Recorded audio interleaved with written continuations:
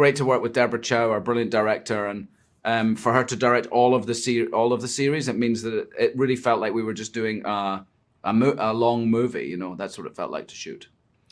I think it was a long, slow process of realizing that people were really there was a fondness for the prequels that I maybe didn't realize there was when they came out, and then realizing that there was this whole generation of kids who are now young people who love those films, and for them, the films that I made with Hayden and Natalie Portman are their Star Wars films, you know, in the same way as the original trilogy was mine.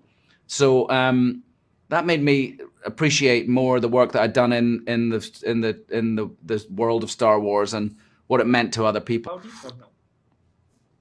Not really. I think the Star Wars fans are some of the most passionate fans in the world for any franchise, you know, and the fact that I'm a part of that is part of my life. You know, there's nothing I'm going to do about that. That's it. And I started to feel like there was such a hunger for an Obi-Wan spin-off. You know, for years, people have been talking about it.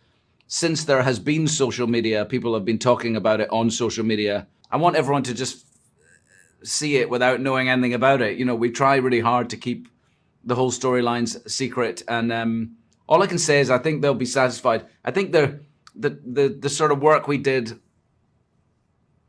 sewing a strand between, you know, Revenge of the Sith and A New Hope, all of the stuff that happens between, you know, that people will recognize will be very satisfying, I think.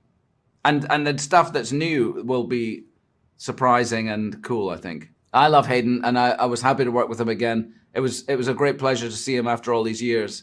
And to work with him on set was very strange, like the last 17 years didn't happen. You know, it was really like stepping back in time. And it was great work that we did together, and I think people will enjoy that.